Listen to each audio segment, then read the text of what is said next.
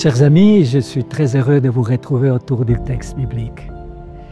Il est des passages bibliques qui, au premier abord, semblent rapporter une rencontre avec le Christ qui ne touche que la personne concernée, mais qui en réalité touche aussi les personnes présentes lors de l'événement et les lecteurs du texte biblique que nous sommes.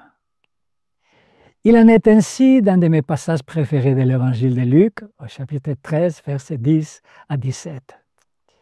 Au-delà de la réalité de l'événement, l'attitude et les paroles du Christ provoquent des conséquences d'une importance incalculable. C'est sabbat matin. Les fidèles se pressent pour arriver à temps au service de la synagogue. Parmi eux, une femme, une pauvre créature qui avance tant bien que mal, les yeux rivés sur le sol poussiéreux, comme une petite souris qui se glisse furtivement dans la foule pour passer inaperçue. Elle craint les gens. Les gens disent qu'elle est bossue parce qu'habitée par un esprit de maladie. Et ils parlent de la griffe d'un démon. C'est pourquoi tous s'écartent d'elle avec appréhension, en évitant même de la regarder, pour éviter que l'ensorcellement, que la torture les atteigne eux aussi. Cela fait 18 ans qu'il souffre de ce mal étrange qui l'oblige à marcher plié en deux, sans jamais pouvoir se redresser. Est-ce à la suite d'un accident d'enfance, d'une maladie ou de la prétendue intervention d'un esprit malin? Peu lui importe, le résultat est le même. Son dos cassé l'a transformé en bossu. Son inconfort physique permanent l'a contraint à une posture grotesque, profondément gênante. Elle sait que sa présence dans ces lieux saints dérange tout le monde. On le lui a dit à maintes reprises. Les femmes n'ont pas besoin d'assister aux services religieux, ni dans la synagogue, ni dans le temple, et encore moins les femmes maudites. Mais c'est plus fort qu'elle. Elle accourt chaque sabbat à la synagogue, malgré le regard furieux et les paroles désobligeantes. La lecture des Écritures et la présence de Dieu dans ces lieux saints somme comme un baume sur ses blessures. Là, repliée dans l'ombre d'un recoin ignoré de tous, elle s'apaise, car presque invisible. D'ailleurs, même là, dans le recueillement sacré de ce lieu où s'élèvent chants et prières, les assistants nient sa présence en regardant ailleurs. Alors ce sabbat, une fois encore, elle se cache là, dans l'espace réduit réservé aux femmes, presque toujours vide. Comme l'exige la tradition, un nombre minimum d'assistants doivent être présents pour commencer le service. Pour les responsables du respect de la tradition, qu'elle soit là ou pas, importe peu puisqu'elle ne compte pas. En ce sabbat, c'est Jésus qui est chargé de lire et d'expliquer le texte du jour. Il se tient donc là, sur l'estrade, en train d'expliquer le texte sacré. La femme écoute, fascinée. Les explications du jeune rabbin sont si différentes des sermons fades des scribes. Les paroles de Jésus touchent les tréfonds de son cœur. C'est comme s'il s'adressait spécialement à elle. Sensible aux marginaux, ce nouveau maître a toujours des paroles d'encouragement pour les pauvres, les malades chroniques, les étrangers rejetés, les vieillards délaissés, les enfants ignorés et les femmes méprisées. Il attire surtout les gens qui ne comprennent pas, qui ne comptent pas comme elle. Soudain, la femme se rend compte que le maître la regarde. Elle frémit en sentant que sa personne ne passe pas inaperçue au regard du Galiléen. Les autres hommes ne la voient pas, mais lui, il la regarde et la voit.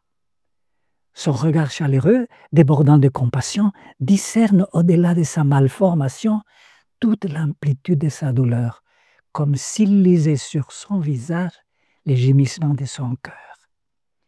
Jésus remarque que cette femme cassée, déformée, qui vient à la synagogue à contre-courant de tout le monde, suit ses paroles avec un intérêt particulier.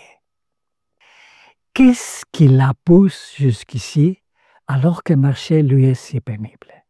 Sans doute cherche-t-elle la compassion de Dieu dans une société qui l'ignore. Cette femme se réfugie dans la maison de prière parce qu'elle a l'intuition que Dieu seul peut l'aider. Et quand quelqu'un cherche Dieu comme cette femme, Jésus sera sa rencontre. Le maître lit sur les visages des assistants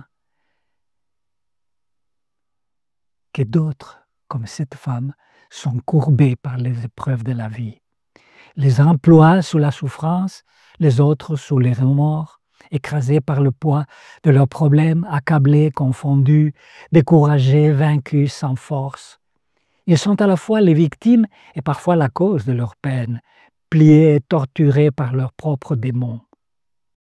Alors, le maître fait quelque chose d'insolite. Il interrompt l'ordre du service de culte, fixe à nouveau la femme repliée dans son coin et l'appelle. Du haut de l'estrade où il se tient, Jésus lui demande de s'approcher. La femme tremble d'émotion et tente de se redresser pour répondre, craintive et confuse à l'invitation du maître. Tandis qu'elle s'approche à petits pas, Jésus lui annonce déjà « Mon enfant, sois libéré de ton mal ». Mais il ne la guérit pas à distance. Il l'invite à traverser l'espace réservé aux hommes et à monter sur l'estrade afin que tous la voient. Car pour Jésus, cette femme souffre d'un mal plus grave qu'une maladie invalidante, et même plus grave que les effets d'un maléfice d'un démon. Et la guérison qu'il lui offre ne se limite pas à la sortir du carcan de son dos courbé. Le maître étend sa guérison à tout son être, à une libération totale. Pour tous les gens cassés, hommes et femmes, son geste exprime son désir de les voir libérés de leurs conditions de marginaux, du poids oppressant, des préjugés et même du sentiment de culpabilité. Jésus est venu en ce monde pour nous rendre vraiment libres. Voilà pourquoi il dit devant tous à cette femme voûtée, qui s'est péniblement hissée jusqu'à lui, « Devant moi et devant Dieu, te voici libre. » Même si tu continues à vivre dans une société qui te méprise ou dans une famille qui ne te comprend pas. Même si tu as un mari qui te maltraite ou des enfants qui te considèrent comme une servante. Même si ton patron t'exploite, même que ton entourage t'opprime, te stigmatise ou t'ignore, devant Dieu, tu es libre. Touchée par ces paroles qui lui rendent dignité et vie, elle se tient maintenant devant tout le monde sans oser bouger. Et voilà que Jésus lui impose les mains sur son dos meurtri, là, en plein service de culte divin, comme s'il s'agissait d'une cérémonie sacrée. Ce geste provoque un malaise silencieux dans la salle.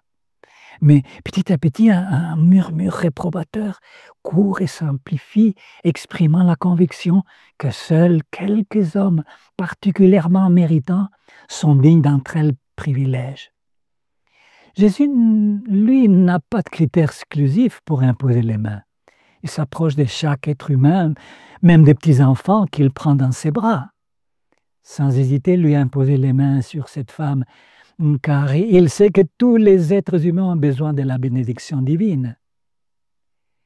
Il sait aussi que nous avons tous besoin de plus d'amour que nous n'en méritons, que nous sommes tous indignes de son étreinte d'amour, mais que pour survivre, nous avons tous besoin de sa grâce.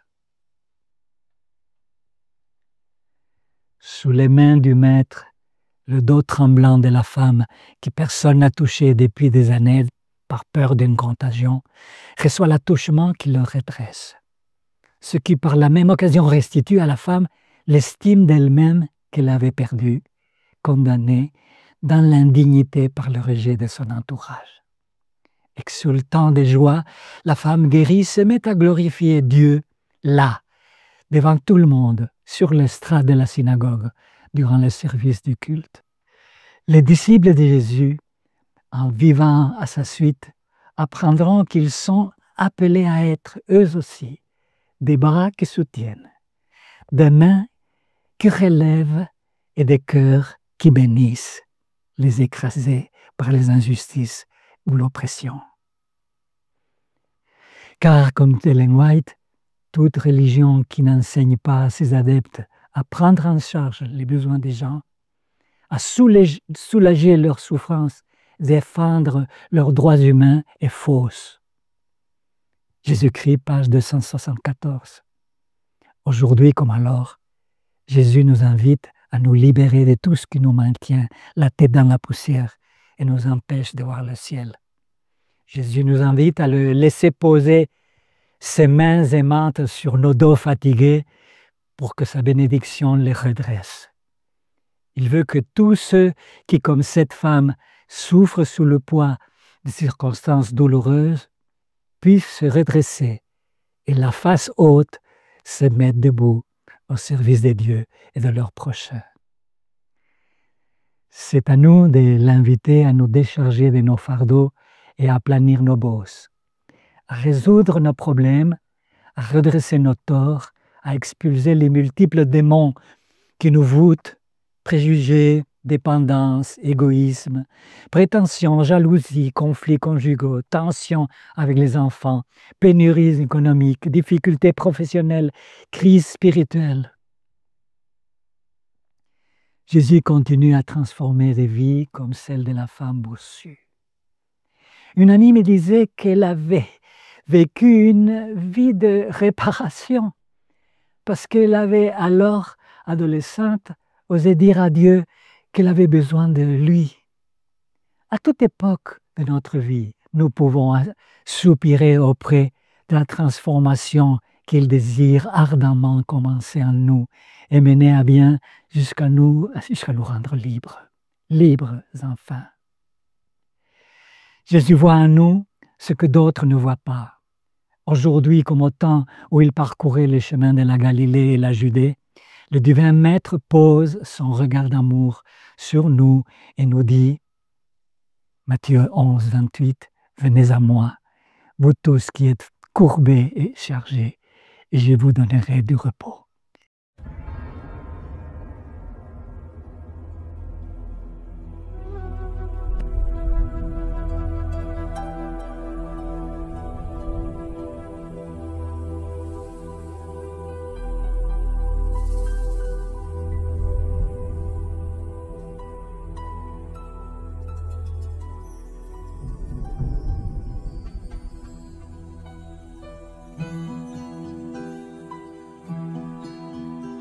N'est-il point d'autre choix devant la coupe que celui de marcher sur cette route, ce chemin de douleur, de peine et de malheur? N'y a-t-il rien que ce chemin de croix? Mon âme est dans l'effroi et dans le doute, mais je sais que ton cœur de père écoute chacun de mes soupirs, mes pleurs et mon désir de satisfaire ta prière en moi. Glorifie ton nom sur cette terre, manifeste en moi la sainteté de ton pardon. Je m'abandonne entre tes mains, et puisque la vie t'appartient, qu'il en soit fait de moi selon les voies de ton amour divin. Combien de fois pourtant j'ai vu ta grâce. Lorsque je demeurais devant ta face, et là dans ce jardin, il ne reste plus rien que le fardeau de tous les maux du monde. Aucun pour partager de ma souffrance, le sort de l'agonie et de l'absence. Voici venu mon heure, viens soulager mon cœur. Mon Dieu, mon sort est en toi maintenant. Glorifie ton nom sur cette terre. Manifeste en moi la sainteté de ton pardon. Je m'abandonne entre tes mains, et puisque la vie t'appartient, qu'il en soit fait de moi selon les voies de ton amour divin. Oh, glorifie ton nom sur cette terre. Manifeste en moi la sainteté de ton pardon. Je m'abandonne entre tes mains, et puisque la vie t'appartient, qu'elle soit lumière en moi, un chant de joie jusqu'au-delà des temps.